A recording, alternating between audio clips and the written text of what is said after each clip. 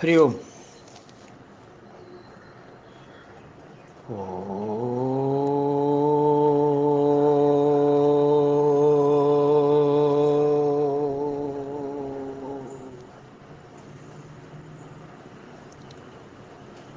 ओम सहनाववतु सहनौ भुनक्तु सह वीर्यं करवावहै तेजस्विनावधीतमस्तु मा विद्विषावहै।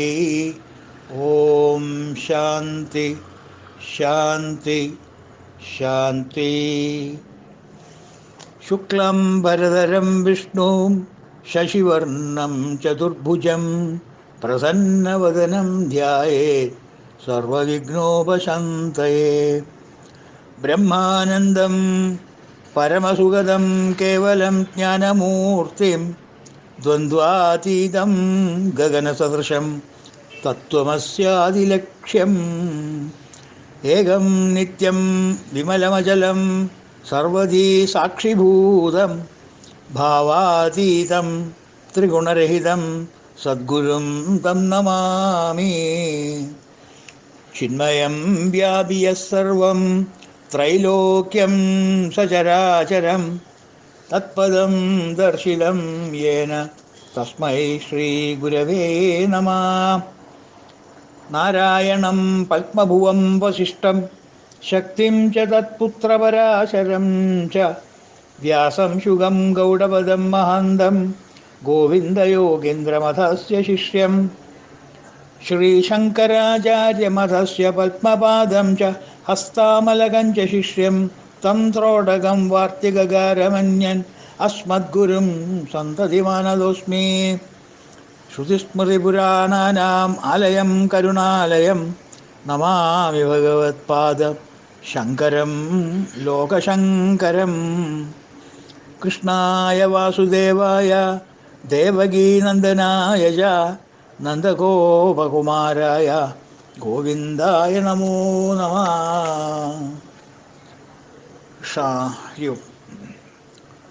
എല്ലാ ആചാര്യന്മാരെയും ഭഗവാന്മാരെയും ഒന്ന് സ്തുതിച്ചു എന്ന് മാത്രം. ഇന്നത്തെ ആദ്യത്തെ ദിവസം ഭജഗോവിന്ദം തുടങ്ങുന്നതാവുക കാരണം ഗുരുപരമ്പര വന്ദിക്കുക.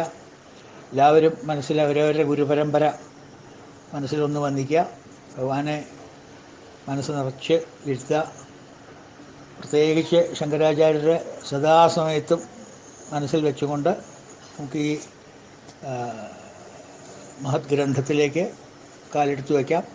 ഇന്ന് ഒരു ആമുഖമായിട്ട് പറയാമെന്ന് വിചാരിച്ചു. ടെക്സ്റ്റിലേക്ക് കിടക്കാൻ പറ്റിയാൽ കിടക്കാം, അല്ലെങ്കിൽ ഈ ആമുഖങ്ങൾ കഴിച്ച് നാളെ ടെക്സ്റ്റിലേക്ക് കിടക്കാം. അപ്പോൾ നമുക്ക് നമ്മുടെ സംരംഭം തുടങ്ങാം. സമയത്തിന് മാറ്റില്ല. ഇതേപോലെ തന്നെ കഴിഞ്ഞ തവണത്തെ പോലെ തന്നെ നമ്മളിതും തുടങ്ങും. എല്ലാവരും സഹകരിക്കാനായിട്ട് അഭ്യർത്ഥിക്കുന്നു എല്ലാവരോടും. ഹരി ഓം.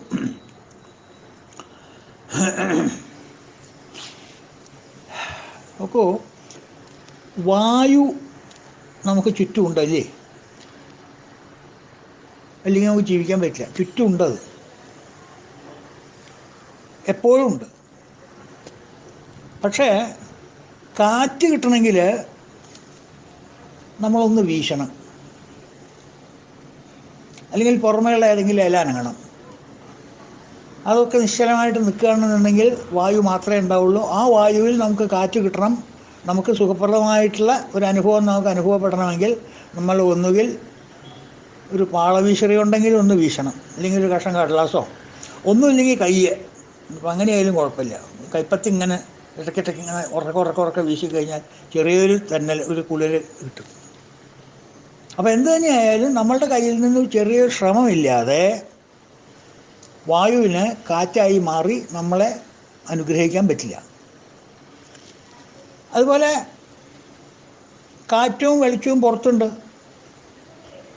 പക്ഷെ നമ്മൾ റൂമിൽ കയറി വാതിലടച്ചിരുന്നാൽ കാറ്റുണ്ട്, വായുവല്ല, കാറ്റുണ്ട്, വെളിച്ചമുണ്ട്, എല്ലാം ഉണ്ട്. പക്ഷെ ഉള്ളിൽ കയറി നമ്മൾ വാതിലടച്ച് കഴിഞ്ഞാൽ നമുക്ക് ആ വെളിച്ചവും കിട്ടില്ല, കാറ്റും കിട്ടില്ല. അപ്പോൾ പുറത്ത് വളരെ സുലഭമായിട്ട് ഉള്ള വെളിച്ചവും വായുവും അല്ലെങ്കിൽ വെളിച്ചവും കാറ്റും, വായു മാത്രമല്ല കാറ്റും ഉണ്ടെന്ന് വിചാരിച്ചോളൂ. ആ കാറ്റ് ഉള്ളിൽ നമ്മുടെ റൂമിലേക്ക് വരണമെങ്കിൽ നമ്മൾ ഏതെങ്കിലും ഒരു കിളിവാതിൽ തുറക്കണം, വാതിലോ ജനലോ ഏതെങ്കിലും ഒന്ന് തുറക്കണം. എന്നാൽ മാത്രമേ നമുക്ക് അതിൻ്റെ ഉള്ളിൽ കാറ്റ് വരുള്ളൂ, അല്ലേ? അപ്പം ഭഗവാൻ ഗോവിന്ദൻ നമ്മളുടെ ഉള്ളിലുണ്ട്, നമ്മുടെ ഉള്ളിൽ തന്നെ ഉണ്ട്. പക്ഷേ അജ്ഞാനമായ ഇരുട്ട് അതിനെ മറയ്ക്കുന്നു. ഇത് പുറത്തുനിന്ന് കാറ്റ് കൊണ്ടുവരിക, പുറത്തുനിന്ന് വെളിച്ചം കൊണ്ടുവരിക എന്നുള്ള പ്രശ്നമല്ല.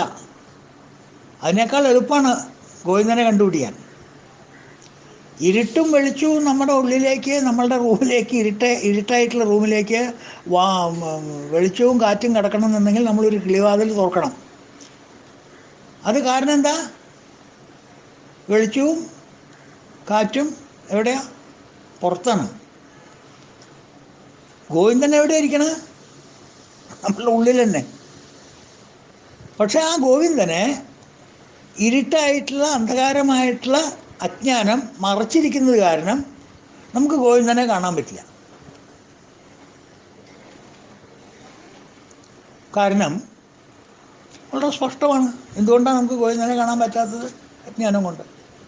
എന്തുകൊണ്ടാണ് നമ്മൾ ജ്ഞാനിയാവാൻ ശ്രമിക്കാത്തത്? അജ്ഞാനമാണെന്നുണ്ടെങ്കിൽ നമുക്ക് അതിനെക്കുറിച്ചുള്ള ജ്ഞാനം ഏർപ്പാടല്ലേ ചെയ്യുക. നമ്മൾ കാറ്റ് വെളിച്ചം ഉള്ളിലേക്ക് വരണമെങ്കിൽ നമ്മൾ എന്താ ചെയ്യുക? ബന്ധപ്പെട്ടിട്ട് ജനൽ തുറക്കില്ലേ? ബന്ധപ്പെട്ടിട്ട് വാല് തുറക്കില്ലേ? ഒന്ന് കാറ്റൊന്ന് വരട്ടെ എന്ന് പറഞ്ഞിട്ട് തുറക്കില്ലേ നമ്മൾ?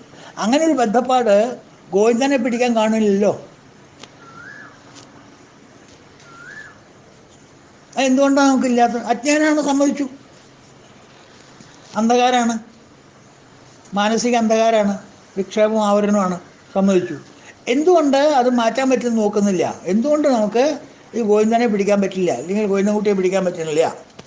ഉള്ളിലുള്ള ഗോവിന്ദൻകുട്ടി, പുറത്തുള്ള ഗോവിന്ദൻകുട്ടിയല്ല. ഗോവിന്ദൻകുട്ടി ഉള്ളിൽ തന്നെയാണ്. ആ ഉള്ളിലെ ഗോവിന്ദൻകുട്ടിയെ നമുക്ക് പിടിക്കാൻ പറ്റില്ല. കാരണം ഉള്ളിൽ അന്ധകാരമാണ് അതിനെ മറച്ചിരിക്കുന്നത്. നമ്മളത് ശ്രമിക്കുന്നുമില്ല വേണ്ടത്ര. അതിൻ്റെ കാരണം എന്താ? ആരായണ്ടേ? ആലോചിച്ച് നോക്കിക്കോളൂ. എന്താ അതിൻ്റെ കാരണം? വളരെ സിമ്പിളല്ലേ. എനിക്ക് ഗോവിന്ദനേക്കാൾ ഇഷ്ടം പുറത്ത് അന്ധകാരമാണ്. പുറത്ത് അന്ധകാരം എന്ന് ഞാൻ പറയുന്നത് ഇരുട്ടെന്നുള്ള ഉദ്ദേശത്തിലല്ല. ഗോവിന്ദനല്ലാത്ത മറ്റു വസ്തുക്കളെല്ലാം ഇരുട്ടാണ്. ആ ഉദ്ദേശിച്ചിട്ടാണ് ഞാൻ ഇരുട്ടെന്ന് പറഞ്ഞത്. ഇരുട്ടൊരു ഉപമയ്ക്ക് വേണ്ടി പറഞ്ഞതെന്ന് മാത്രമേ ഉള്ളൂ. ഗോവിന്ദനുള്ളിലുണ്ട്. ഗോവിന്ദന് ചുറ്റും 4 പുറവും അതിൻ്റെ മുകളിൽ പല സാധനങ്ങൾ നമ്മൾ കൊണ്ടിട്ടിട്ടുണ്ട്, അല്ലേ? ഒരു കടുക് പെട്ടിയിൽ നമ്മൾ അതിൻ്റെ ഉള്ളിൽ ചെറിയൊരു വിഗ്രഹം വെച്ചു എന്ന് വിചാരിക്കാം. 10,000 പെട്ടിയിലോ വെച്ചു. എന്നിട്ട് അതിൻ്റെ ഉള്ളിൽ നമ്മൾ കടുക്, കുരുമുളക്, കൊത്തമ്പാല, പുളി, ഇങ്ങനെയുള്ള പല പല പല പല വീട്ടു സാധനങ്ങൾ അതിൻ്റെ മുകളിൽ കൊണ്ടിട്ടു എന്ന് വിചാരിക്കുക. അപ്പോൾ നമുക്ക് ഉള്ളിലുള്ള ആ വിഗ്രഹത്തിന് നമുക്ക് കിട്ടില്ലല്ലോ. ഉള്ളിൽ വിഗ്രഹം ഉണ്ടെന്ന് നമുക്കറിയാം, എടുക്കാൻ നമ്മൾ ശ്രമിക്കുന്നില്ല. നമുക്ക് ഈ കൊത്തമ്പാലയും പപ്പടവും ഉള്ളിയും മറ്റേ പച്ചക്കറികളൊക്കെ അതിൻ്റെ മുകളിൽ കിടക്കുന്നത് മതി. ഉള്ളിലേക്ക് പോകേണ്ട കാര്യമൊന്നുമില്ല, അവരെ കൊണ്ട് വലിയ കാര്യമൊന്നുമില്ല. അതവിടെ ഇരുന്നോട്ടെ, ആവശ്യമുള്ളപ്പോൾ എടുക്കാം. ഇതാണ് നമ്മുടെ മനോഭാവം, അല്ലേ? അതുകൊണ്ടല്ലേ? ആലോചിച്ച് നോക്കൂ. വളരെ ആലോചിക്കേണ്ട ഒരു കാര്യം അത്. എടുക്കാൻ പറ്റാനിട്ടല്ല, എടുക്കണ്ട. അതിന് വല്ല ബുദ്ധിമുട്ടുണ്ടോ? ബുദ്ധിമുട്ടുണ്ടെങ്കിൽ തന്നെ നമ്മൾ വെളിച്ചവും വായുവും വരാൻ ബുദ്ധിമുട്ടുന്നില്ലേ? നമുക്ക് ആവശ്യമുണ്ടെങ്കിൽ, ആവശ്യം നമുക്ക് ഉണ്ടെന്ന് തോന്നുകയാണെങ്കിൽ നമ്മൾ ബുദ്ധിമുട്ടാൻ തയ്യാറാണ്. ഒരു കിളിവാതിലില്ലെങ്കിൽ ഒരു വാതിലവിടെ ഉണ്ടാക്കും, ഇല്ലെങ്കിൽ ചവിട്ടി പൊളിക്കും നമ്മൾ, ഇല്ലേ? ശ്വാസം മുട്ടുള്ളിലിരുന്നിട്ട്. അപ്പോൾ ആ ശ്വാസം മുട്ടില്ലാതെ ആക്കാനായിട്ട് ഞാൻ എന്തും ചെയ്യും. മതിലിന് ചുമരനെ പൊളിക്കാൻ തയ്യാറാണ്. അതൊക്കെ ഞാൻ ചെയ്യും. ഒരു ക്ഷണം, ഒരു ലെവലേശം കാറ്റുള്ളിലേക്ക് കിടക്കട്ടെ, ജനലൊന്ന് തുറന്നിടുവോ കുട്ടിയെ, ഒരു ലെവലേശം വെളിച്ചം കിടക്കട്ടെ എന്നൊക്കെ നമ്മൾ പറയാറില്ലേ? ചെയ്യാറില്ലേ? വേണമെങ്കിൽ നമ്മൾ ചെയ്യാറില്ലേ? ഇവിടെ എന്തുകൊണ്ട് നമ്മൾ ചെയ്യുന്നില്ല? ഗോവിന്ദൻകുട്ടി ഉള്ളിലുണ്ട്, എല്ലാവരുടെ ഉള്ളിലും ഗോവിന്ദൻകുട്ടി ഉണ്ട്. ഹൃദയേ അർജുന തിഷ്ഠതി. എല്ലാ ജീവജാലങ്ങളുടെയും ഉള്ളിൽ ഗോവിന്ദൻകുട്ടിയുണ്ട്. ഗോവിന്ദൻകുട്ടിയെ നമുക്ക് കാണാൻ പറ്റുന്നില്ല. കണ്ടാൽ പിടിച്ചെടുത്തായിരുന്നു, കാണാൻ പറ്റുന്നില്ല. കാരണം അതിൻ്റെ മുകളിൽ ഒരുപാട് സാധനങ്ങൾ, വിക്ഷേപം ആൻഡ് ആവരണം, ഒരുപാട് സാധനങ്ങൾ വന്ന് കിടപ്പുണ്ട്. ഗോവിന്ദൻകുട്ടിയെ വേണമെങ്കിൽ നമുക്ക് എടുക്കാം, പക്ഷെ നമ്മൾ എടുക്കുന്നില്ല. അതല്ലേ സത്യാവസ്ഥ. എന്തുകൊണ്ട് എടുക്കുന്നില്ല? അതാണ് അപ്പോൾ നമ്മുടെ ചിന്താ വിഷയം. എന്തുകൊണ്ട് നമ്മൾ ഗോവിന്ദൻകുട്ടിയെ എടുക്കുന്നില്ല? ഈ ഭാണ്ഡത്തിൻ്റെ ഉള്ളിൽ നിന്ന്, ഈ പത്തായത്തിൻ്റെ ഉള്ളിൽ നിന്ന് എന്തുകൊണ്ട് ഗോവിന്ദൻകുട്ടിയെ നമ്മൾ എടുക്കുന്നില്ല? എന്ത് ബുദ്ധിമുട്ടിയിട്ടും കാറ്റും വലിച്ചും ഉള്ളിലേക്ക് കടത്താൻ ഞാൻ തയ്യാറാണെങ്കിൽ എൻ്റെ ഉള്ളിൽ നിന്ന് കൈ നീട്ടിയാൽ കിട്ടുന്ന ഗോവിന്ദൻകുട്ടിയല്ലേ? പത്തായ എത്രത്തോളം ഉണ്ട്? ഒന്ന് കൈ താഴത്തേക്ക് പൊണ്ടിച്ചാൽ ഗോവിന്ദൻകുട്ടിയെ കിട്ടും. അത് നമ്മൾ എന്തുകൊണ്ട് എടുക്കാൻ ശ്രമിക്കുന്നില്ല? വളരെ സിമ്പിൾ ആൻസറാണ്. നമുക്കതിപ്പോൾ വേണ്ട. അതിപ്പോൾ ആവശ്യം വരുമ്പോൾ എടുക്കാന്നേ. ഇതിപ്പോൾ എങ്ങടെ പോകണം? ഇവിടെ ഉണ്ടാവില്ലേ? ഇപ്പോൾ തൽക്കാലം നമുക്ക് മത്തങ്ങയും കൂർക്കൊക്കെ എടുക്കുക. മനസ്സിലായോ? മത്തങ്ങ, കൂർക്ക, ഉപ്പിലിട്ടത് ഒക്കെ എൻ്റെ ഉള്ളിലുണ്ട്. എല്ലാം ഉണ്ട് അതിൻ്റെ ഉള്ളിൽ. അതൊക്കെ എടുക്കുക. അതൊക്കെ മതി ഇപ്പോൾ. ഇങ്ങനെയുള്ള സാധനങ്ങളാണ് നമ്മൾ എടുക്കുന്നത്. ചുരുക്കി പറഞ്ഞാൽ, ആധ്യാത്മിക തത്വത്തിൽ നമ്മൾ പറഞ്ഞാൽ, പ്രാപഞ്ചിക സുഖത്തിന് ഉള്ള സാധനങ്ങളെല്ലാം ഭഗവാനെ മറച്ചിരിക്കുന്നു. ആധ്യാത്മിക സുഖത്തിനുള്ള ഭഗവാൻ മറിഞ്ഞിരിക്കപ്പെട്ടിരിക്കുന്നു. അത് നമ്മൾ എടുക്കാൻ തയ്യാറല്ല. കാരണം നമുക്കിപ്പോൾ ഈ പ്രാപഞ്ചിക സുഖങ്ങൾ മതി. അതുകൊണ്ട് ജീവിതം നയിക്കാനാണ് ഞാൻ ഉദ്ദേശിച്ചിരിക്കുന്നത്. മറ്റൊരു ആവശ്യം വരുമ്പോൾ അപ്പം നോക്കാം. ഇപ്പം എനിക്ക് ഈ വെണ്ടക്കായും കുരുമുളകൊക്കെ കിട്ടിയാൽ മതി. മനസ്സിലായും? ശ്രദ്ധിക്കണേ, വെണ്ടക്കായും കുരുമുളകും എന്നൊക്കെ പറയുമ്പോൾ അത് മാത്രമല്ല, ഭൗതിക വസ്തുക്കളെ മാത്രം ആശ്രയിച്ച് ജീവിക്കുന്ന ഒരു ജീവിതമായതുകൊണ്ട് നമുക്ക് ആധ്യാത്മികമായ സത്യത്തിനെ അറിയാൻ നമ്മൾ ശ്രമിക്കുന്നില്ല. ശ്രമിച്ചാൽ അറിയോ? എന്നൊക്കെ ശ്രമിച്ചാലല്ലേ അറിയുള്ളൂ. ശ്രമിച്ചാൽ അറിയോ എന്നുള്ള ചോദ്യത്തിന് ഉത്തരം ശ്രമിക്കണ്ടേ? അല്ലാണ്ട് വെറുതെ അങ്ങോട്ട് വന്ന് നോക്കിയിട്ട് അത് കാണാമല്ലോ, എൻ്റെ അടിയിൽ എവിടെയോ കിടക്കുന്നുണ്ട് കേട്ടോ, അതൊക്കെ എടുക്കാൻ വലിയ ബുദ്ധിമുട്ടാണ്, എന്തായാലും ഇപ്പോൾ തൽക്കാലം ഒന്നും വേണ്ടല്ലോ, നമുക്ക് ഇതൊക്കെ കൂടി കഴിക്കാൻ. നേന്ത്രക്കായ ഉണ്ട്, അത് പുഴുങ്ങുക ആദ്യം. അല്ല, അങ്ങനെയല്ലേ? അതുപോലെ തന്നെ ആധ്യാത്മികമായിട്ടുള്ള സത്യത്തിനെ, ശാന്തിയെ, സമാധാനത്തിനെ ഒന്നും ഇപ്പം നമുക്ക് ആവശ്യമില്ല. നമ്മുടെ ആവശ്യം അതല്ല. അത് ആവശ്യം വരുമോ വരില്ല അപ്പോൾ നമുക്കിപ്പോൾ അറിയില്ല. ഇപ്പം ഏതായാലും ആവശ്യമില്ല. അതുകൊണ്ട് നമ്മൾ അത് എടുക്കാൻ തുനിയുന്നില്ല. നമുക്ക് ആവശ്യം എന്താ? ആധ്യാത്മിക പ്രാപഞ്ചികമായിട്ടുള്ള വസ്തുക്കളാണ് നമുക്ക് ആവശ്യം. അപ്പോൾ മഹിമയെ നമ്മൾ കാണുന്നില്ല, മായയെ നമ്മൾ സ്നേഹിക്കുന്നു. ക്ലിയർ?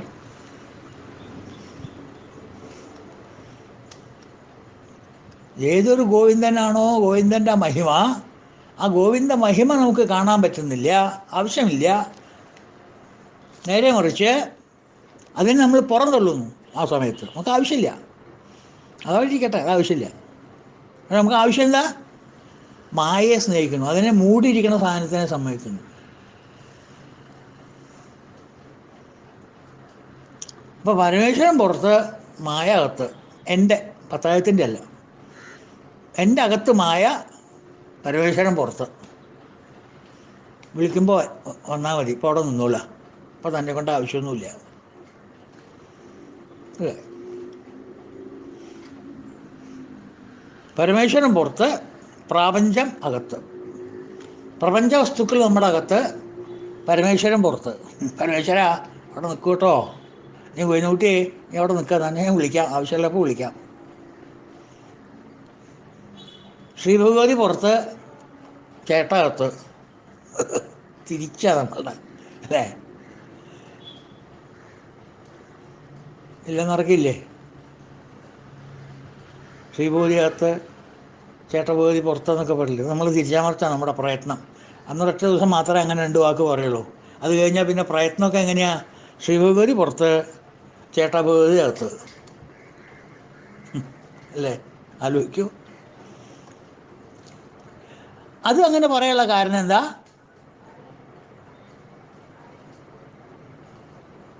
ആ ബാഹ്യമായിട്ടുള്ള പ്രാപഞ്ചിക വസ്തുക്കളെ നമ്മൾ സ്നേഹിക്കുന്നു. അല്ലേ? നേരെ മറിച്ച് ഭഗവാനെയാണ് സ്നേഹിക്കുന്നത്. കൊയിനക്കുട്ടിയെ സ്നേഹിക്കുന്നത് വെച്ചാൽ കൊയിനക്കുട്ടി നമ്മൾ ആദ്യം എടുക്കില്ലേ പുറത്ത്? കൊയിനക്കുട്ടിയെ സ്നേഹിക്കുന്നില്ല ഞാൻ. പ്രാപഞ്ചികമായിട്ടുള്ള വസ്തുക്കളെ ഞാൻ സ്നേഹിക്കണം. All material things that give me pleasure I love. The one and the only spiritual center, Govinda, the center of peace and sanctitude, എനിക്ക് വേണ്ട. ഞാൻ സ്നേഹിക്കുന്നില്ല. I don't love him. I love പ്രപഞ്ചം. I don't love Parameswaran. I love ചേട്ടാ Bhagavathi. I don't love Shri Bhagavathi. I don't love Mahima. I love Maya. ഇതാണ് നമ്മുടെ സിദ്ധാന്തം. തെറ്റില്ല. നിങ്ങൾക്കിപ്പോൾ ഒരു സെറ്റ് ഓഫ് സാധനങ്ങളെയാണ് സ്നേഹിക്കാൻ ഇഷ്ടം വെച്ചെങ്കിൽ നമ്മളാരാ വേണ്ടെന്ന് പറയും? സ്നേഹിച്ചോളൂ, കുഴപ്പമില്ല. പക്ഷെ ഒരു കാര്യം മനസ്സിലാക്കണം. സ്നേഹത്തിനെ കുറിച്ച് പറയുമ്പോൾ നമ്മളൊരു കാര്യം മനസ്സിലാക്കണം. എല്ലാവരും മനസ്സിലാക്കണം. ഇതേവരെ പറഞ്ഞതിൽ അഭിപ്രായ വ്യത്യാസം വല്ലതും ഉണ്ടെങ്കിൽ പറയണം. ഇതുവരെ നിങ്ങൾ എൻ്റെ കൂടെയാണ്. ഞാൻ പറയുന്നതിനോട് യോജിച്ചു പോകുന്നു.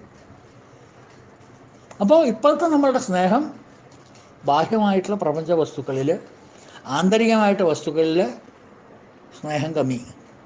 സ്നേഹമില്ല. തെറ്റില്ല. ആരും വിരോധം പറയുന്നില്ല. നിങ്ങളുടെ ഇഷ്ടം നിങ്ങൾക്ക് സ്നേഹിക്കാം.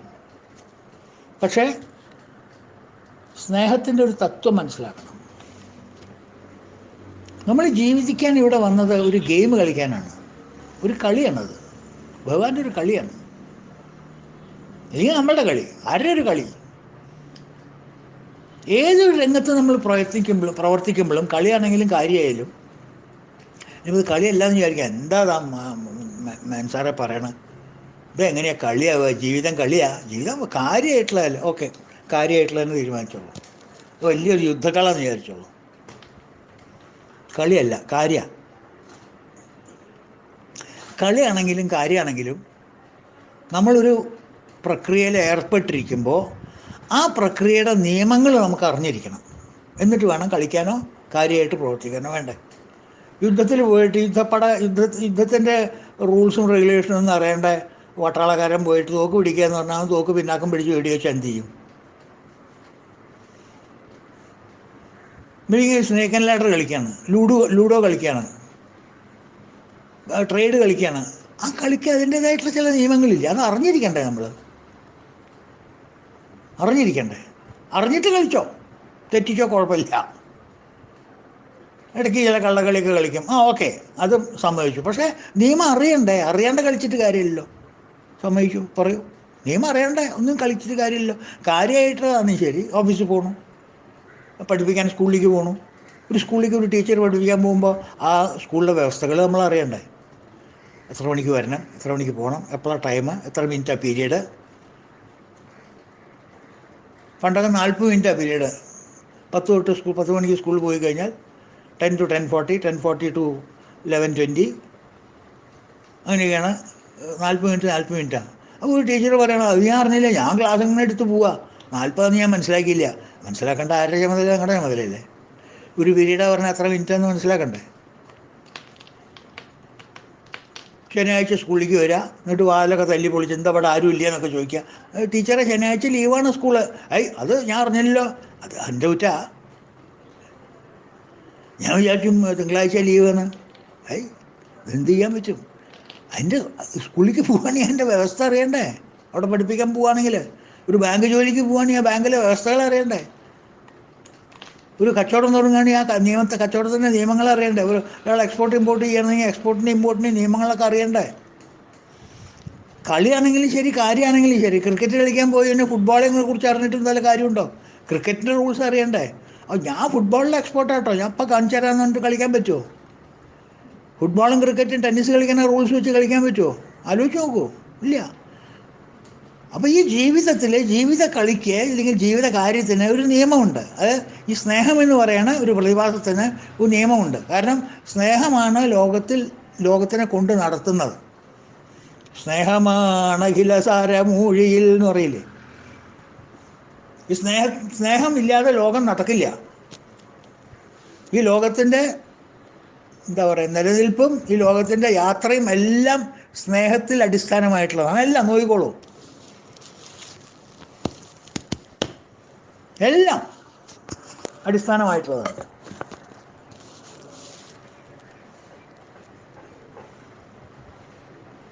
മനുഷ്യന്മാർ തമ്മിലുള്ള സ്നേഹം, ജീവികൾ തമ്മിലുള്ള സ്നേഹം ഒക്കെ നമ്മൾ കാണുന്നു.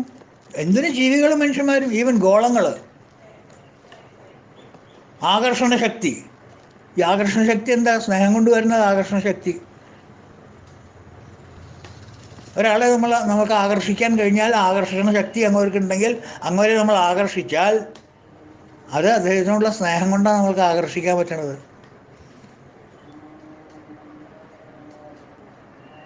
എന്നിലുള്ള സ്നേഹം കൊണ്ടാണ് മറ്റൊരാൾക്ക് എന്നെ ആകർഷിക്കാൻ പറ്റുന്നത്. അപ്പോൾ ഈ ഗോളങ്ങൾക്കൊക്കെ ആകർഷണ ശക്തി കൊടുത്തിട്ടുള്ളത് തമ്മിലുള്ള സ്നേഹം കൊണ്ടാണ്. അന്യോന്യം എല്ലാ സഹജീവികളാണ് എന്നുള്ള സ്നേഹം കൊണ്ടാണ് ആകർഷിക്കപ്പെടുന്നത്. സസ്യലതാദികളായാലും ശരി, പക്ഷിമൃഗാദികളായാലും ശരി, മനുഷ്യന്മാരായാലും ശരി, ആരായാലും ശരി, വിത്തൗട്ട് സ്നേഹം നോ ലൈഫ്. ആലോചിച്ച് നോക്കൂ. സ്നേഹത്തിൽ നിന്നുദിക്കുന്നു ലോകം, സ്നേഹത്താൽ വൃദ്ധി തേടുന്നു, അല്ലേ? സ്നേഹത്തിൽ നിലനിൽക്കുന്ന ലോകം. അപ്പം അങ്ങനെയുള്ള ലോകത്തിൽ സ്നേഹം നമ്മൾ പ്രകടിപ്പിക്കലാണ് നമ്മുടെ ജോലി. ജീവിതത്തിൽ സ്നേഹപ്രകടനമാണ് നമ്മളുടെ ജോലി. എക്സെപ്റ്റ് ഏതെങ്കിലും ചില ഇൻ്റർവെല്ലിൽ നമ്മൾ ദേഷ്യം കാണിച്ചു. പക്ഷേ ആ ദേഷ്യം കാണിക്കേണ്ടത് വേറൊരാളുള്ള സ്നേഹം കൊണ്ടാണ്, അല്ലേ? കൃഷ്ണൻകുട്ടിയോടിനോട് ഞാൻ ദേഷ്യപ്പെട്ട് കഴിഞ്ഞാൽ രാമേട്ടനോടുള്ള ഇഷ്ടം കൊണ്ടാണ് കൃഷ്ണൻകുട്ടിയോടിനോട് ഞാൻ ദേഷ്യം കാണിക്കുന്നത്. ഇപ്പുറത്ത് സ്നേഹമായിട്ടുള്ളൊരു കാരണം ഉണ്ടാവും, അതുകൊണ്ട് ഞാൻ അപ്പുറത്ത് ദേഷ്യപ്പെടുന്നു. അപ്പോൾ സ്നേഹം എവിടെയുണ്ട്? അപ്പോൾ ജീവിതവും സ്നേഹവും കൂടി അത്ര പൊരുത്തപ്പെട്ട് പോയിരിക്കുകയാണ്, ഹാൻഡ് ഇൻ ഗ്ലൗ. സ്നേഹമില്ലാത്ത ജീവിതം ഉണ്ടാവില്ല. അപ്പോൾ ആ സ്നേഹത്തിൻ്റെ നിയമങ്ങൾ നമ്മൾ പഠിക്കണ്ടേ? എന്താണ് ഈ സ്നേഹത്തിൻ്റെ നിയമം? പ്രാഥമിക നിയമം എന്താ? അതിൻ്റെ പ്രാഥമിക നിയമം എന്താ വെച്ചാൽ, ഈ സ്നേഹം എന്ന് പറയുന്നത് ഒന്ന് അനലൈസ് ചെയ്യൂ. 2 സെക്കൻഡ്. അനാദിയായിട്ട് വന്നതാണോ അതോ ഒരു സമയത്ത് നിങ്ങളെ കയറി പിടിച്ചതാണോ?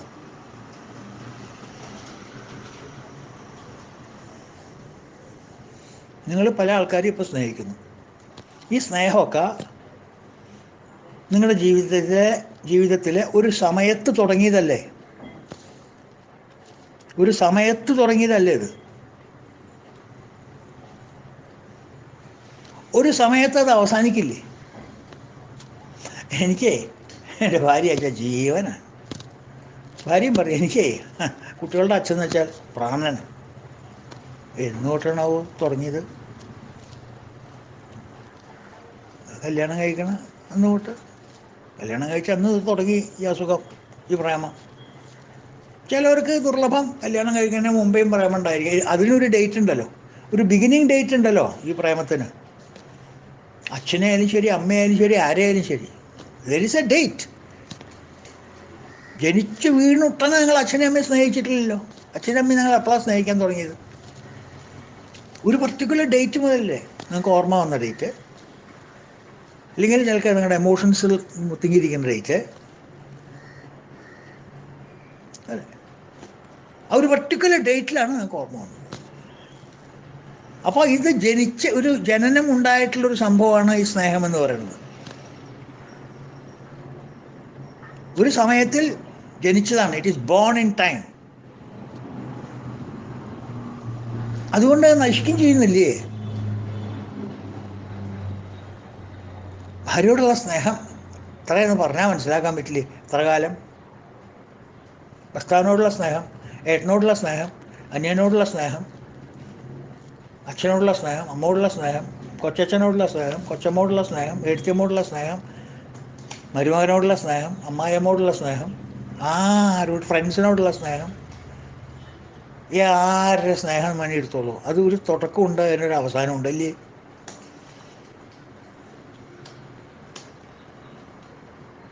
ജാതസ്യ ഹി ധ്രുവോ മൃത്യു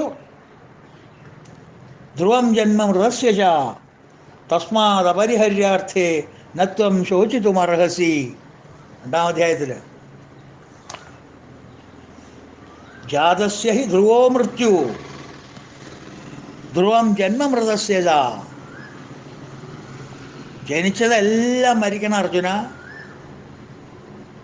പുറപ്പെട്ടതെല്ലാം അവസാനിക്കണം. ജാതസ്യ ഹി ധ്രുവോ മൃത്യു ധ്രുവം ജന്മമൃതസ്യ ച. മരിച്ചതെല്ലാം വീണ്ടും ജനിക്കും. ഉൽപ്പത്തി കർമ്മഗതി പോലെ വരും ജഗത്തിൽ കൽപ്പിച്ചിടുന്നിവിടെ ഇങ്ങനെ യാഗമങ്ങൾ.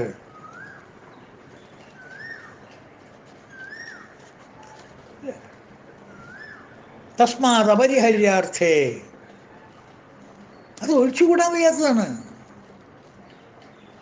ജനനമുണ്ടെങ്കിൽ മരണം എന്നുള്ളത് ഒഴിച്ചുകൂടാൻ വയ്യാത്തതാണ്. തസ്മാത് അപരിഹര്യാർത്ഥേ, ഒഴിച്ചുകൂടാൻ വയ്യാത്തതിനെ കുറിച്ച് നത്വം ശോചിതുമർഹസി, നീ ദുഃഖിക്കരുത് അർജുന. 2-ാം അധ്യായത്തിലെ ഭഗവത്ഗീതയിലത്തെ ശ്ലോകം. ജനിച്ചാൽ മരണം നിത്യം, മരിച്ചവനു ജന്മവും, അതിനാൽ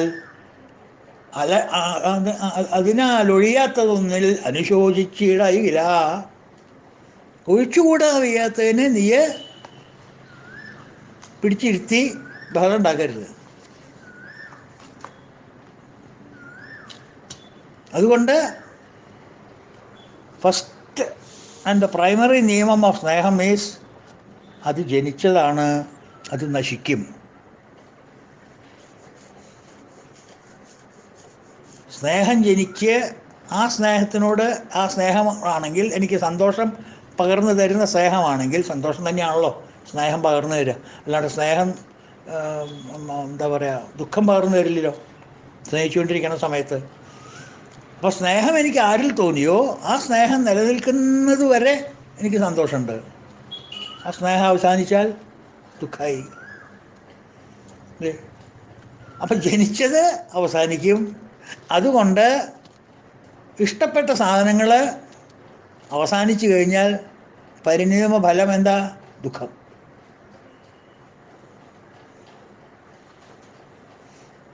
യേഹി സംസ്പർശജ ഭോഗ ദുഃഖയോനയ ഏവത അദ്യന്തവന്ത കൗന്ദേയ നതേഷു രമതേ ബുധ. യേഹി സംസ്പർശജ ഭോഗ, ഇന്ദ്രിയങ്ങളിൽ നിന്ന് സ്പർശിച്ച് കിട്ടുന്ന അനുഭവങ്ങളെല്ലാം തന്നെ, സുഖമായാലും ശരി ദുഃഖമായാലും ശരി, സ്നേഹത്തിലൂടെ വരുന്ന സുഖദുഃഖങ്ങളായാലും ശരി, എല്ലാം തന്നെ ആദ്യന്തവന്ത കൗന്ദേയ, അതിനൊരു ആദ്യമുണ്ട്, ഒരു അവസാനമുണ്ട്. സ്നേഹത്തിൻ്റെ ഒരു ആദ്യമില്ലേ, ഒരു അവസാനമില്ലേ? ആദ്യന്തവന്ത കൗന്ദേയ നതേഷു രമതേ ബുധ. ബുദ്ധിയുള്ളവരർജുന അതിനെ പിടിച്ച് തൂങ്ങി നിൽക്കില്ല. വിഷയാം സംഘസൗഖ്യങ്ങൾ ദുഃഖഹേതുക്കൾ തന്നെയാം. ഒരു ദുഃഖഹേതുക്കളാണ്. അവസാനം ഒരു ദുഃഖം തരുള്ളൂ. എത്ര സ്നേഹം ഉണ്ടെങ്കിലും ആ സ്നേഹം ചെന്ന് പരിസമാപ്തി എവിടെയാ? ദുഃഖത്തിലേ ഉണ്ടാവുള്ളൂ. ഉണ്ടാം നശിക്കും കൗന്ദേയ രമിക്കില്ലവയിൽ ബുധർ. ബുധന്മാരതിൽ രമിക്കില്ല അർജുന. ബുദ്ധിയില്ലാത്തവരാണ് അതിൽ പേര് ചാടിപ്പിടിക്കുക. ബുദ്ധിയുള്ളവർ അത് രമിക്കില്ല അതിൽ. അപ്പോൾ ഫസ്റ്റ് ആൻഡ് ഫോർമോസ്റ്റ് നിയമം, ശാശ്വതമായിട്ടുള്ള സുഖം നമുക്ക് സ്നേഹം തരാൻ പോകുന്നില്ല. ഇതറിഞ്ഞിട്ട് നിങ്ങൾ ഏതിനെ വേണേ പ്രേമിച്ചോളൂ, സ്നേഹിച്ചോളൂ, ഒരു കുഴപ്പമില്ല. അറിയണം. പെട്ടെന്നൊരു അവബോധം വന്നിട്ട് കാര്യമില്ല. അതെല്ലാം നശിച്ചതിന് ശേഷം, ഈ സ്നേഹം നശിച്ചതിന് ശേഷം ഇങ്ങനെയാവുമെന്ന് ഞാൻ വിചാരിച്ചില്ല. വിചാരിക്കണം. ഇത് ആദ്യം ഉണ്ടെങ്കിൽ ഇത് അവസാനം ഉണ്ടാവും.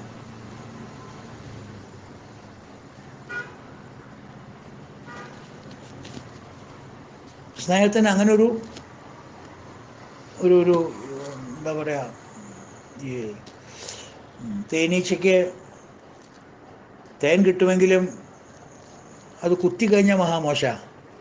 ഒരു സ്റ്റിങ് ഉണ്ട്. ആ സ്റ്റിങ് അറിയണം സ്നേഹത്തിൻ്റെ. അപ്പോൾ സ്നേഹത്തിനൊരു സന്തോഷം തരുന്നൊരു ഗുണമുണ്ടെങ്കിലും അതിനൊരു സ്റ്റിങ് ഇങ്ങനെയുണ്ട്. ഒരു ഗുണത്തിന് ദോഷം ഉണ്ടാവുമല്ലോ. ആ ദോഷം മനസ്സിലാക്കിയിട്ട് ഇഷ്ടം പോലെ സ്നേഹിച്ചോളൂ ആരെ വേണമെങ്കിലും. എന്താ മനസ്സിലാക്കണ്ടേ? സ്നേഹത്തിൽ നിന്നുദിക്കുന്ന സുഖം ശാശ്വതമേ അല്ല. Full stop. അതെപ്പോൾ നമ്മളുടെ കയ്യിൽ നിന്ന് നശിക്കുന്നുവോ അന്ന് മുതൽ നമുക്ക് ദുഃഖം. ഏഹി സംസ്പർശയാ ഭോഗ, ദുഃഖം മാത്രമേ നമുക്ക് കിട്ടുള്ളൂ.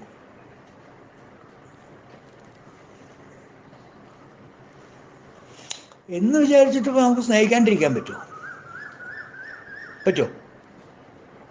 ഈ സ്നേഹം ഒരു ശല്യക്കാരനായി. സ്നേഹിച്ച് കഴിഞ്ഞാണ്ടല്ലോ, അത് സ്നേഹം ഒരു കാലത്ത് ചെന്ന് അവസാനിക്കും. അവസാനിച്ച് കഴിഞ്ഞാൽ നമുക്ക് ദുഃഖം വരും. അതുകൊണ്ട് ഇതിൻ്റെ അടുത്തേക്ക് പോകാണ്ടിരിക്കുക നല്ലത്. അതുകൊണ്ട് ഞാൻ ഇതിനൊന്നും ഇല്ലേ എന്ന് പറഞ്ഞിട്ട് മാറി നിൽക്കാൻ പറ്റുമോ? സ്നേഹത്തിൽ നിന്ന് ഒഴിഞ്ഞു നിൽക്കാൻ പറ്റുമോ നമുക്ക് ജീവിതത്തിൽ? ആലോചിച്ച് നോക്കൂ. പറ്റുമോ? പറ്റില്ല. സ്നേഹത്തിൽ നിന്ന് ഒഴിഞ്ഞ് മാറി നിൽക്കാൻ നിങ്ങൾക്ക് പറ്റില്ല. അപ്പോൾ സ്നേഹിച്ചേ പറ്റൂ. സ്നേഹിച്ചാൽ ഇങ്ങനെ ഒരു ദോഷമുണ്ട്.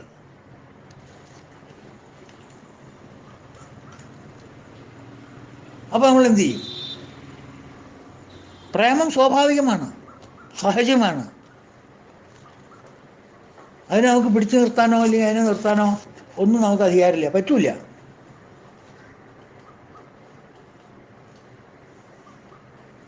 അതുകൊണ്ട് നമ്മൾ തീരുമാനിക്കേണ്ട പോയിന്റ് എന്താ വെച്ചാൽ, എന്തിനെ നമ്മൾ സ്നേഹിക്കണം, എപ്പോൾ നമ്മൾ സ്നേഹിക്കണം, എങ്ങനെ നമ്മൾ സ്നേഹിക്കണം.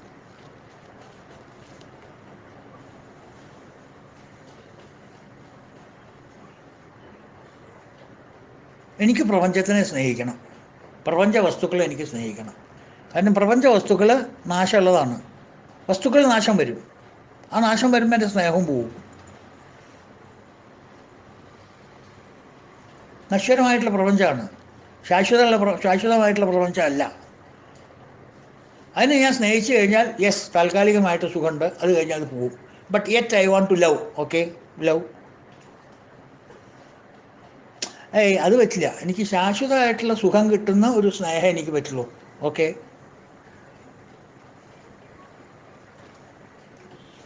പ്രപഞ്ചത്തിനെ സ്നേഹിച്ചു കഴിഞ്ഞാൽ ഒരു കാര്യം ഓർക്കുക, സദാ മാറ്റങ്ങൾ വരും. ആ മാറ്റത്തിലൂടെ ദുഃഖങ്ങളും ഉണ്ടാവും. നേരെ മറിച്ച് ഗോവിന്ദനെ സ്നേഹിച്ചാൽ, ഉള്ളിരിക്കുന്നുണ്ടല്ലോ, മറക്കരുത്, ഗോവിന്ദൻകുട്ടിയെ മറക്കരുത്. ഗോവിന്ദൻകുട്ടിയെ സ്നേഹിച്ചാൽ ഗോവിന്ദൻകുട്ടിക്ക് മാറ്റമില്ല. ഗോവിന്ദൻകുട്ടിയുടെ കയ്യിൽ ആനന്ദമല്ലാണ്ട് വേറെ ഒന്നുമില്ല. സച്ചിദാനന്ദ സ്വരൂപനാണ് ഗോവിന്ദൻകുട്ടി. പ്രപഞ്ചം സദാ ജഗത് ജഗത് ജഗത് ജിഗ് ജിഗ് ജിഗ് ജിഗ് ജിഗ് ജിഗ് എന്ന് മാറിക്കൊണ്ടിരിക്കുന്നത്. മാറ്റം എവിടെയുണ്ടോ അവിടെ ദുഃഖമുണ്ട്. അത് പ്രപഞ്ചത്തിനോടുള്ള സ്നേഹം, പരമേശ്വരനോടുള്ള സ്നേഹം, ഗോവിന്ദൻകുട്ടിയോടുള്ള സ്നേഹം. മാറ്റമില്ല ഗോവിന്ദൻകുട്ടിക്ക്. അപ്പോൾ എൻ്റെ സ്നേഹത്തിന് മാറ്റം വരും. ഈ ഗോവിന്ദൻകുട്ടി മാറുമ്പോഴല്ലേ ഞാൻ മാറുന്നത്, എൻ്റെ സ്നേഹം മാറുന്നത്. ഞാൻ സ്നേഹിക്കപ്പെടുന്ന വസ്തു മാറി നിൽക്കുമ്പോഴല്ലേ എൻ്റെ സ്നേഹം വിലയില്ലാണ്ട് പോകുന്നത്, ആർക്കും ഇല്ലാണ്ട് പോകുന്നത്. അപ്പോൾ എൻ്റെ സ്നേഹം ഗോവിന്ദനിലാണെങ്കിൽ ഗോവിന്ദന് യാതൊരു മാറ്റമില്ല. Govindan immutable, the self, the reality, the truth. ഇതിനകത്ത് കിട്ടണതോ സുഖമല്ല, ആനന്ദം, സാന്ദ്രാനന്ദാവബോധാത്മകം, പെർമനൻ്റ് ഹാപ്പിനെസ്. കാരണം എന്താ? കാരണം മാറ്റമില്ല. ഇപ്പോൾ പെർമനൻ്റ് സുഖം ഈസ് ആനന്ദം, ബ്രോക്കൺ ആനന്ദം ഈസ് സുഖം. മുറിഞ്ഞു മുറിഞ്ഞു മുറിഞ്ഞു മുറിഞ്ഞു വരുന്ന ആനന്ദം സുഖവും, ശാശ്വതമായിട്ടുള്ള ആനന്ദം സുഖം ആനന്ദമാണ്.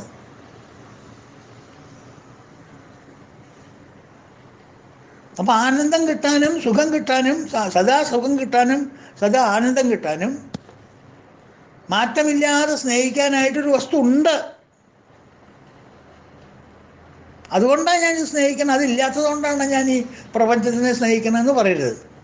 ഒരു ഓൾട്ടർനേറ്റീവ് ഉണ്ട്, അവൈലബിൾ ആണ്. വേണോ എന്നെ തീരുമാനിക്കാൻ നോക്കും, അത് പിന്നെ തീരുമാനിച്ചാൽ മതി. പ്രപഞ്ചത്തിനെ സ്നേഹിച്ചു കഴിഞ്ഞാൽ അതിൽ നിന്നുണ്ടാകുന്ന ഗതികേടുകൾ എന്തൊക്കെയാണെന്ന് ഒന്ന് ലിസ്റ്റ് ചെയ്യാം. നമുക്ക് വരാൻ പോകുന്ന ഡേഞ്ചർ.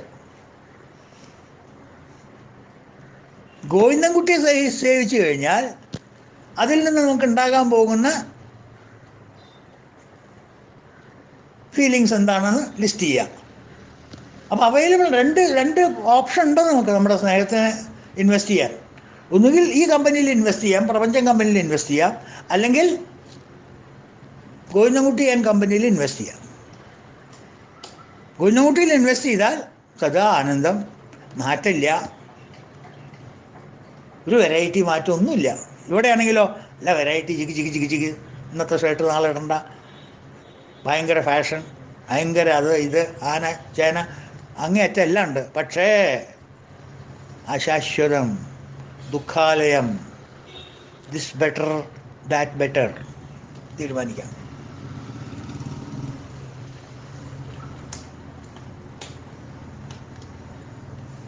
ചുരുക്കി പറഞ്ഞാൽ നമ്മളുടെ സ്നേഹത്തിൻ്റെ, സ്നേഹം എന്ന് പറയുന്നത് ഹൃദയത്തിലെ ഒരു വികാരമല്ലേ സ്നേഹം. ആ കയ്യുമെന്നും കാലുമെന്നും പൊട്ടി പുറപ്പെടണമല്ലോ. ഇത് തന്നെ വലിയ ഇഷ്ടമാട്ടോ, ഇതാ കണ്ടോളൂ എന്ന് പറഞ്ഞിട്ട് കരൽ ചൂണ്ടാണി വിരൽ കാണിച്ചു കൊടുത്തിട്ട് കാര്യമുണ്ടോ? സ്നേഹം അവിടെ അല്ല. സ്നേഹത്തിൻ്റെ ഇരിപ്പിടം ഏതാ? ഹൃദയമാണ്. ഹൃദയത്തിൽ നിന്ന് പുറപ്പെടുന്ന ഒരു വികാരമാണ് സ്നേഹം. വൺ ഓഫ് ദ വികാരം ആണ് സ്നേഹം. ആ സ്നേഹത്തിനെ എങ്ങോട്ട് ഡയറക്റ്റ് ചെയ്യണമെന്ന് ഐ ക്യാൻ ഡിസൈഡ്. എനിക്ക് ഡിസൈഡ് ചെയ്യാം ആ സ്നേഹത്തിനെ ഞാൻ എങ്ങോട്ട് വിടണമെന്ന്.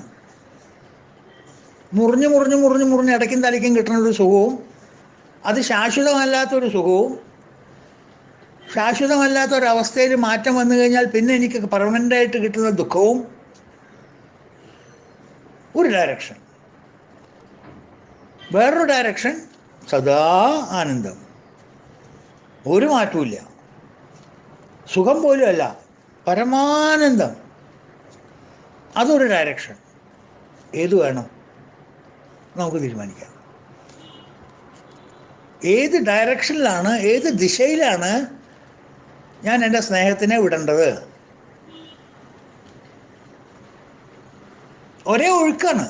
ഈ നദി കണ്ടിട്ടുണ്ടോ? നദിയിലെ വെള്ളത്തിനെ രണ്ടായിട്ട് തിരിക്കും. ദക്ഷിണവാഹിനി എന്ന് പറയും, ഉത്തരവാഹിനി എന്ന് പറയും പുഴയിൽ. അതായത് ദക്ഷിണ ഭാഗത്തേക്ക് ഒഴുകുന്ന വെള്ളത്തിനെ ദക്ഷിണവാഹിനി എന്ന് പറയും. ഉത്തരദിശയിലേക്ക് ഒഴുകുന്ന വെള്ളം നദിയാണെന്നെങ്കിൽ ഉത്തരവാഹിനി എന്ന് പറയും. വെള്ളം തന്നെയാണ്, അങ്ങോട്ട് ഒഴുകണു ഇങ്ങോട്ട് ഒഴുകണു. അതുപോലെ തന്നെ ഫീലിങ്സ് ഒന്നാണ്, ഒരേ ഫീലിങ്സാണ്, അങ്ങോട്ടും ഇങ്ങോട്ടും വിടണമൊക്കെ ഒന്നാണ്. ഒന്ന് ദക്ഷിണവാഹിനി, ഒന്ന് ഉത്തരവാഹിനി. ഏത് വേണം? പ്രപഞ്ചം വേണോ ഗോവിന്ദൻകുട്ടി വേണോ?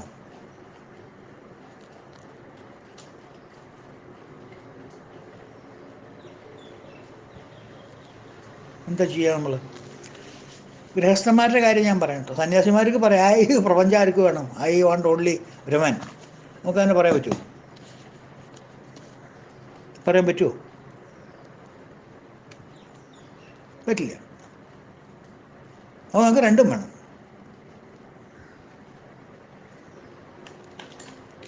ഇനിയിപ്പോൾ നമ്മൾ ഈ പ്രപഞ്ചത്തിലേക്ക് വിടുന്ന സ്നേഹവും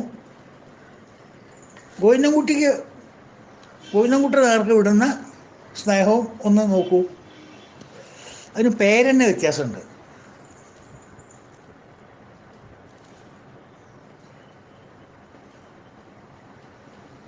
സാധാരണ ലോകത്തിൽ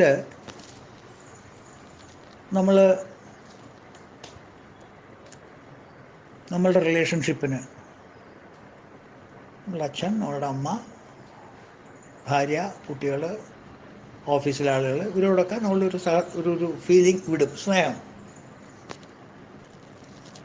അതിനെ സ്നേഹം എന്നാണ് നമ്മൾ പറയാം.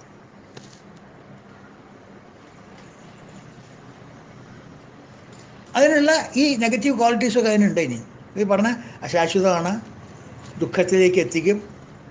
അപ്പോൾ ഏത് ഒരു അനുഭൂതിയാണോ, എൻ്റെ ഹൃദയത്തിൽ നിന്ന് പുറപ്പെടുന്ന അനുഭൂതിയാണോ എന്നെ അശാശ്വതമായിട്ട് സുഖത്തിലേക്കും ശാശ്വതമായിട്ടുള്ള ദുഃഖത്തിലേക്ക് എന്നെ എത്തിക്കുന്നത്, അൾട്ടിമേറ്റ് ദുഃഖം അതുണ്ടാവും പോണം, അതിനെ ഞാൻ സ്നേഹം എന്ന് പറയുന്നു. ലവ്, ഇംഗ്ലീഷിൽ ലവ്, സ്നേഹം. നേരെ മറിച്ച് എൻ്റെ അനുഭൂതി, എൻ്റെ വികാരം ഗോവിന്ദൻകുട്ടിയിലേക്കാന്ന് വിചാരിക്കുക, പിന്നെ പരമേശ്വരനിലേക്കാന്ന് വിചാരിക്കുക, ഈശ്വരനിലേക്കാന്ന് വിചാരിക്കുക. എൻ്റെ ഹൃദയത്തിൽ തന്നെ ഇരിക്കുന്ന ഹൃദയശേ അർജുന തിഷ്ഠതി, ആ ഗോവിന്ദൻകുട്ടിയിലേക്കാണ് ഞാൻ വിടുന്നതെന്നുണ്ടെങ്കിൽ എനിക്ക് ആനന്ദം കിട്ടുന്നു, മാറ്റമില്ലാത്ത അവസ്ഥയും കിട്ടുന്നു. ആ വാഹിനിയെ is called as bhakti, devotion. This vahini is called as love, സ്നേഹം. അപ്പോൾ ഒരു വികാരം ഈ ദിശയിലേക്ക് വിട്ടാൽ അത് സ്നേഹമായിട്ട് മാറുന്നു, അതേ വികാരം തന്നെ ഈ ദിശയിലേക്ക് വിട്ടാൽ അത് ഭക്തിയായിട്ട് മാറുന്നു.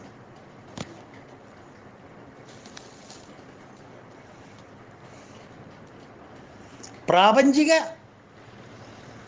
പദാർത്ഥങ്ങളിലേക്ക് നമ്മുടെ വികാരത്തിനെ തിരിച്ചുവിട്ടാൽ അത് സ്നേഹം, ആധ്യാത്മിക തലങ്ങളിലേക്ക് ഗോവിന്ദൻകുട്ടിയിലേക്ക് നമ്മളുടെ പ്രേമത്തിന്, നമ്മളുടെ വികാരത്തിനെ തിരിച്ചുവിട്ടാൽ അത് ഭക്തി.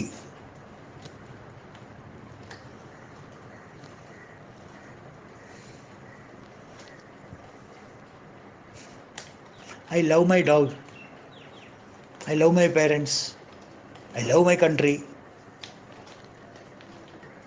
അല്ലാണ്ട് I am devoted to my dog, I am devoted to my wife, I am devoted എല്ലാം പറയോ? ഇല്ലല്ലോ. അപ്പോൾ അവിടെ എന്താ? ഭക്തി. ഭക്തി is devotion. This is love. One is love, the other is devotion. One is prema, the other is bhakti.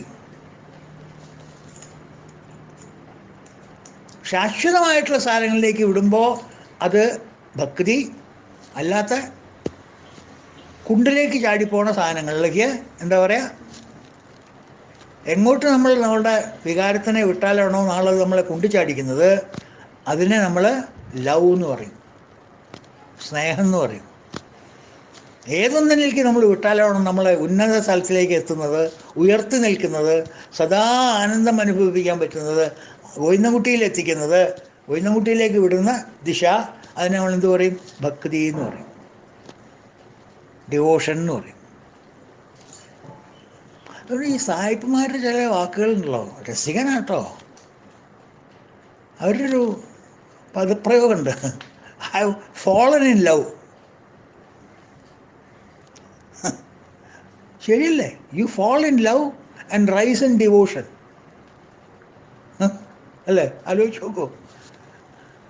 Love, സ്നേഹം, always falling, അല്ലെങ്കിൽ നാളെ കുറച്ചൊക്കെ ചപ്പടാച്ച് കാണിക്കും, വെടിമരുന്ന് കഴിഞ്ഞാൽ ഡും ചും പോയി. അതുകൊണ്ട് കറക്റ്റ് പറഞ്ഞ സായിപ്പതാ, I have fallen in love. അതിൻ്റെ തുടങ്ങിയെന്നർത്ഥം, അതിൻ്റെ ഗതികേട്. ഫോളൻ ഇൻ ലവ് നല്ലൊരു വാക്കല്ലേ, ഫ്രേസല്ലേ. മറ്റത് I rise in devotion to the lord. ഞാൻ എന്നെത്താൻ ഉയരണു ഞാൻ. I am rising in devotion.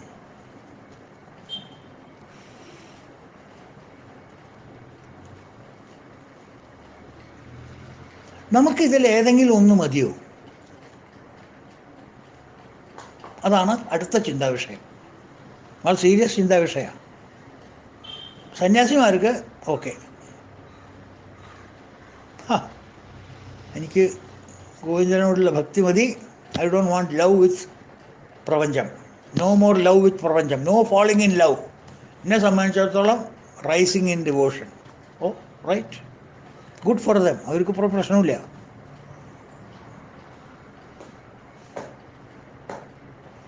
ഈ പ്രപഞ്ചസുഖം മാത്രം നമുക്ക് മതി, ഈ യന്ത്രകുഞ്ഞാലും ചളിക്കുണ്ടും മാത്രം നമുക്ക് മതി. ഇതിൽ കിടന്നു കഴിഞ്ഞാൽ നമ്മുടെ ലൈഫ് ലോങ് വെച്ചാൽ ഈ ലൈഫല്ല, ഫോർ എവർ. നമുക്ക് ഇവിടുന്ന് ഒരു മാറ്റവും വേണ്ട, ഇതേ ചളിക്കുണ്ട് ഇതേ യന്ത്രവിഞ്ഞാലിൽ കിടന്ന് കാലം കഴിച്ചു കൂട്ടിയാൽ മതി എന്നുള്ള ചിന്താഗതിക്കാർക്ക് ഒരു സംശയമില്ല, ഗോവിന്ദൻ്റെ അടുത്തേക്ക് പോകേണ്ട കാര്യമില്ല. No contact with Govindan. Send all your emotions, എല്ലാ നിങ്ങളുടെ വികാരങ്ങളും പ്രപഞ്ചത്തിലേക്ക് വിട്ടോളൂ. നേരെയായിട്ട് വരും, പോയിട്ട് അനുഗ്രഹിക്കുകയും ചെയ്യാം. അവിടെയും പ്രശ്നമില്ല. സന്യാസിമാർക്കും പ്രശ്നമില്ല, ചാർവാകന്മാർക്കും പ്രശ്നമില്ല.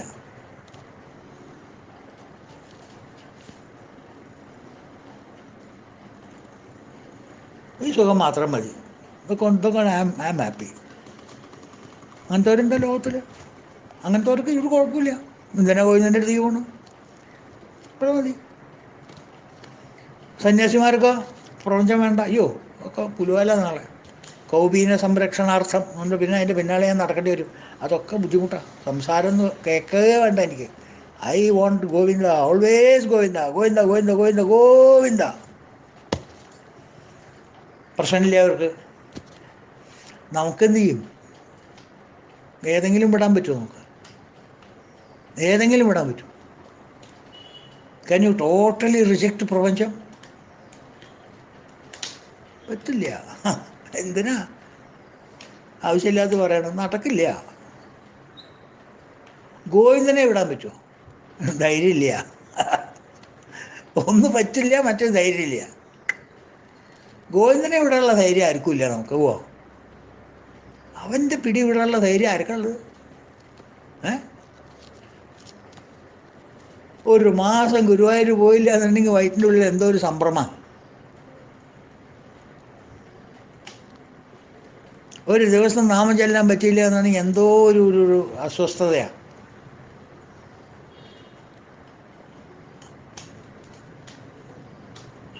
നല്ല ഭക്ഷണം കഴിച്ചില്ലെങ്കിൽ അതും ബുദ്ധിമുട്ട് തന്നെയാണ്. ഉച്ചയ്ക്കുള്ള ഭക്ഷണം വൈകുന്നേരം പോരാ, കാലത്ത് വെച്ചത് വൈകുന്നേരം പോരാ. കാലത്ത് ബ്രേക്ക്ഫാസ്റ്റ് കുറച്ചൊക്കെ ഡീസൻ്റായിട്ട് വേണം. ഒരൈറ്റം ഉള്ളൂ വെച്ചാൽ നല്ല രുചിയായിട്ട് കഴിക്കണം. ഉച്ചയ്ക്ക് നല്ല കൊണ്ടാട്ടമൊക്കെ ആയിട്ട് വേണം. വൈകുന്നേരം അതനുസരിച്ച് ചപ്പാത്തിയോ കഞ്ഞിയോ എന്താ ചാവ അതിന് വേണ്ട മുതല ചമ്മന്തിയോ അല്ലെങ്കിൽ കൂർക്കുപ്പേരിയോ അതൊക്കെ വേണേ. ഇടയ്ക്ക് ഇങ്ങനെ ഒരു കല്യാണ സദ്യ, ഒരു പായസം, അതൊക്കെ ഇടയ്ക്കാവാം. അത് വേണേ. ഇനി അതൊക്കെ പ്രാപഞ്ചികമായിട്ടുള്ളതാണ്. അതാവശ്യമാണ് നമുക്ക്. എന്നാൽ പിന്നെ അതും പോരെ? അത് പോരാ. അത് മാത്രം മതിച്ചാൽ ഗോവിന്ദനെ വിടണം. അയ്യോ, ഗോവിന്ദനെ വിടാത്ത ധൈര്യം പോരാ. എന്നാൽ പിന്നെ ഗോവിന്ദൻ്റെ കൂടെ പോക്കോളൂ. അത് പോരാ. ഗോവിന്ദൻ്റെ കൂടെ പോയാലേ ഈ പാൽപ്പായസവും പാലടപ്പള്ളവനും കുറുക്കുപ്പേരും അവിടെ കിട്ടില്ല. അവിടെ മധുരം എന്ന് പറഞ്ഞിരിക്കേണ്ടി വരും. എനിക്കൊന്നും അനുഭവിക്കാൻ പറ്റില്ല. കഷ്ടാതേ സൃഷ്ടിചേഷ്ട ബഹുതരഭവഖേദാവഹം ജീവഭാജാം ഇത്യേവം പൂർവമാലോചിതമചിതമയ നൈവമധ്യാഭിജാനേ നോ ചേജ്ജീവം കഥം വാ മധുരതരമിതം തദ്വപുശ്ചിദ്രസാർദ്രം നേത്രൈ ശ്രോത്രൈ ച പീത്വാ പരമരസ സുധാംഭൂതിപൂരേ രമേരൻ. ഒട്ടൊരുപാട് ചോദിക്കാനായിട്ടില്ലേ? എന്തിനാ ഭഗവാൻ ഇതൊക്കെ സൃഷ്ടിച്ച ആൾക്കാർക്ക് ബുദ്ധിമുട്ടുണ്ടാക്കിയത്? മുന്നാണ്ടൊരു ഭാഗത്ത് ഇരുന്നാൽ പോലെ ഞങ്ങൾക്കൊക്കെ അനുഭവിക്കായിരുന്നില്ലേ പരമാനന്ദം? പക്ഷെ പിന്നീട് ആലോചിക്കുമ്പോൾ ഭഗവാന്റെ കഥകളൊക്കെ കേട്ട് ആലോചിക്കുമ്പോൾ തോന്നാം അതല്ല, അങ്ങനെയാ ശരിയെന്ന്. എന്താ കാരണം? ഇതിപ്പോൾ ഞങ്ങൾക്ക് അനുഭവിച്ചൂടെ ഭഗവാന്റെ കർണരസാമൃതം, ഭഗവാന്റെ കഥകൾ കേട്ടിട്ടുള്ള ഇത് പഞ്ചസാരയായിട്ട് ഇങ്ങനെ ഇരിക്കുകയാണോ നല്ലത്? പഞ്ചസാരയുടെ മുകളിൽ ഉറുമ്പായിട്ടിരിക്കുകയാണോ നല്ലത്? ഉറുമ്പിനിങ്ങനെ നക്കി തിന്നാലോ പഞ്ചസാരയ്ക്ക് ആരെ നക്കാനാ? ഞാൻ മുഴുവൻ മധുരാന്ന് പറഞ്ഞിട്ട് ആർക്ക്? അപ്പോൾ ഉറുമ്പായിട്ട് തന്നെ ജനിക്കുക നല്ലത്. ഈ ജീവൻ, ഉറുമ്പിൻ്റെ ജീവൻ കൊടുത്തൊക്കെ മഹാ കഷ്ടമായെന്ന് ഞാൻ ആദ്യം ആലോചിച്ചായിരുന്നു. അപ്പം അങ്ങനെയല്ലേ? അപ്പോൾ മനസ്സിലായി സൃഷ്ടി രഹസ്യം എന്താന്ന് അല്ലേ? അപ്പോൾ നമുക്ക് അതൊക്കെ ചിലത് ആവശ്യമാണ്. കാരണം നമ്മളെ ചുറ്റിപ്പറ്റി കുറേ ആൾക്കാർ നിൽക്കുന്നുണ്ട്. ഞാൻ ഒറ്റത്തടിയല്ല. ഭഗവാന്റെ ഭക്തന്മാർ ഒരുപാട് ആൾക്കാർ എന്നെ ചുറ്റിപ്പറ്റി നിൽക്കുന്നുണ്ട്. നിങ്ങളാണ് എന്നെ രക്ഷിക്കേണ്ടതെന്ന് പറഞ്ഞിട്ട് ചിലവരുടെ അച്ഛൻ ഉണ്ടാവും, അമ്മയുണ്ടാവും, ഭാര്യ ഉണ്ടാവും, കുട്ടികളുണ്ടാവും, ജ്യേഷ്ഠന്മാരുണ്ടാവും, അനുജന്മാരുണ്ടാവും. പല ആൾക്കാരും എന്നെ ചുറ്റിപ്പറ്റി നിൽക്കുന്നുണ്ട്. ജോലിക്കാരുണ്ടാവും. അവർക്കൊക്കെ ഞാൻ നോക്കണ്ടേ? അവരുടെ കാര്യങ്ങൾ ഞാൻ നടത്തണ്ടേ? അതല്ലേ ഭഗവാൻ എന്നെ ഏൽപ്പിച്ചിരിക്കുന്നത്, അത് നടത്തണ്ടേ? അപ്പോൾ അതിനെനിക്ക് അത് പറ്റില്ല. അത് ഞാൻ അവരുടെ കാര്യം നടത്തണമെങ്കിൽ ഞാൻ നിലനിൽക്കണ്ടേ? ചെമ്മരില്ലാണ്ട് ചിത്രം എഴുതാൻ പറ്റുമോ? അപ്പോൾ എനിക്ക് എൻ്റെ ശരീരവും തടിയും ഇതൊക്കെ ശരിക്കും നിർത്തണം. I have to be on particular നല്ല ഹെൽത്തി ആയിട്ടിരിക്കണം. അപ്പോൾ ഹെൽത്തി ആയിരിക്കണം, ഹെൽത്തി ഫുഡ് കഴിക്കണം. ഹെൽത്തി ഫുഡാണെങ്കിൽ ടേസ്റ്റി ഫുഡാണ്. അപ്പോൾ ടേസ്റ്റായി. ഇപ്പോൾ നാവിന് പിന്നെ ഇന്ദ്രിയങ്ങൾക്ക് അങ്ങോട്ട് പോക്ക്. ഇങ്ങനെ എനിക്കത് പ്രപഞ്ചത്തിനെ വിടാൻ പറ്റില്ല. ഐ നീഡ് പ്രപഞ്ചം. പ്രപഞ്ചം ഈസ് എ നെസസിറ്റി. ഗോവിന്ദൻകുട്ടി അയ്യോ എന്താ ഞാൻ പറയാം, നെസസിറ്റി എന്ന് പറയാൻ പറ്റില്ല. More than necessity. അത് എനിക്ക് പേടിയാണ് അവരെ വിടുക പറഞ്ഞാൽ. അയ്യോ, അത് ആലോചിക്കാൻ പറ്റില്ല കേട്ടോ. അപ്പം എനിക്ക് രണ്ടും വിടാൻ പറ്റില്ല. രണ്ടും വേണം, രണ്ടും വേണം. അവിടെയാണ് ഇഷ്യൂ വരുന്നത്. എത്ര കണ്ട് പ്രപഞ്ചം വേണം, എത്ര കണ്ട് ഗോവിന്ദം വേണം. ഹൗ മച്ച് ഓഫ് ലവ് നിങ്ങൾ പ്രപഞ്ചത്തിലേക്ക് കൊടുക്കണം, ഹൗ മച്ച് ഓഫ് ഡിവോഷൻ ഗോവിന്ദൻകുട്ടിക്ക് കൊടുക്കണം.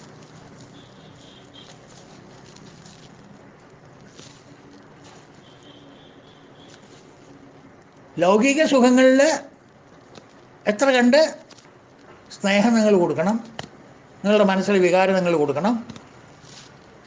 ഗോവിന്ദന് വേണ്ടിയിട്ട് നിങ്ങൾ എത്ര കൊടുക്കണം. ഇതാണ് ചിന്താവിഷയം. ഇതും തീരുമാനിക്കേണ്ട നമ്മൾ. ജന്മം മുഴുവൻ പ്രപഞ്ചത്തിലിരുന്നാൽ മതിയോ? ഗോവിന്ദനെ കുറിച്ച് ആലോചിക്കണ്ടേ? ആലോചിക്കണം. എപ്പോ?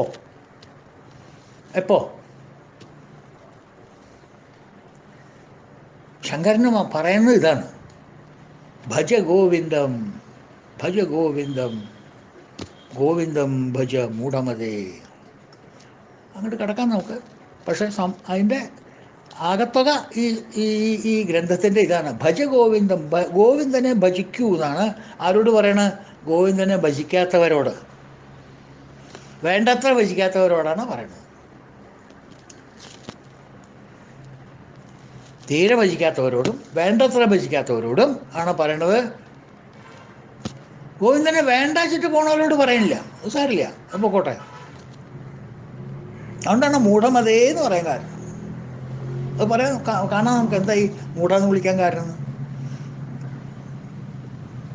അപ്പോൾ സംഭവം ഇതാണ്: നമ്മളുടെ ഉള്ളിലുള്ള വികാരം, സ്നേഹം എന്ന് പറയുന്ന വികാരം, ഞാൻ പ്രപഞ്ചത്തിന് കൊടുക്കണോ ഗോവിന്ദന് കൊടുക്കണോ, അതോ രണ്ടിനും കൊടുക്കണോ? രണ്ടിനും കൊടുക്കുകയാണെങ്കിൽ എത്ര ഇവിടെ കൊടുക്കണം, എത്ര അവിടെ കൊടുക്കണം, ഇവിടെ എങ്ങനെ കൊടുക്കണം, അവിടെ എങ്ങനെ കൊടുക്കണം, ഇത് രണ്ടും നമുക്ക് തീരുമാനിക്കാം. മിക്കവാറും നമുക്ക് നാളത്തെ ക്ലാസ്സിൽ അതും കൂടി അങ്ങോട്ട് തീരുമാനിച്ചിട്ട് ടെക്സ്റ്റിലേക്ക് കിടക്കാം. അതും കൂടി ഒരു തീരുമാനം എടുക്കേണ്ട നമുക്ക്. അപ്പോൾ ഒന്ന് ആലോചിക്കുക എല്ലാവരും. ഇന്ന് സമയമുണ്ടല്ലോ, രാത്രി ഒന്ന് കിടന്ന് ആലോചിക്കുക. ഇതിന് എത്ര വേണം, അതിനെത്ര വേണം, ഇതിനെങ്ങനെയാണ് ചെയ്യുക, അതിനെങ്ങനെയാണ് ചെയ്യുക. ഒന്ന് ഉറപ്പിച്ചു, രണ്ടും വേണം എന്നുള്ള കാര്യം ഉറപ്പിച്ചു. അല്ലെങ്കിൽ നമ്മുടെ കച്ചവടം നടക്കില്ല. രണ്ടും പിടിക്കണം. രണ്ട് പാർട്ടിയും നമുക്ക് പിടിക്കണം. റൂളിംഗ് പാർട്ടി വേണം, ഓപ്പോസിഷൻ പാർട്ടി വേണം. രണ്ടാളെയും പിടിക്കണം, ഇല്ലെങ്കിൽ നമുക്ക് ജീവിക്കാൻ പറ്റില്ല. അതുപോലെ രണ്ട് ദിക്കിലേക്കും നമ്മുടെ വികാരങ്ങൾ ഗൃഹസ്ഥൻ എന്നുള്ള നിലയ്ക്ക് കൊടുക്കണം. പക്ഷേ എപ്പോൾ കൊടുക്കണം, എങ്ങനെ കൊടുക്കണം, അയാൾക്ക് എത്ര പറ കൊടുക്കണം, ഇയാൾക്ക് എത്ര പറ കൊടുക്കണം, അതൊക്കെ നമുക്ക് തീരുമാനിക്കാം. എപ്പോൾ കൊടുക്കണം, അത് അതിലേറെ തീരുമാനിക്കേണ്ട കാര്യം. എപ്പോൾ ഞാൻ ഇത് സ്നേഹിക്കണം, എപ്പോൾ ഞാൻ അത് സ്നേഹിക്കണം, തീരുമാനിക്കണം. മനസ്സിലായില്ലേ? അപ്പോൾ നമുക്ക് നാളെ ചെയ്യാം. ഇതുവരെ എല്ലാവർക്കും ഹരി ഓം. ഓം പൂർണ്ണമദ പൂർണ്ണമിദം പൂർണ്ണാത് പൂർണ്ണമുദുച്യതേ പൂർണ്ണസ്യ പൂർണ്ണമാദായ പൂർണ്ണമേവാവശിഷ്യതേ. ഓം ശാന്തി ശാന്തി ശാന്തി. ഹരി ഓം തത്സത്. ഓം ശ്രീ ഗുരുഭ്യോ നമഃ. ആദിശങ്കരായ നമഃ. ഗുരുവായൂരപ്പ.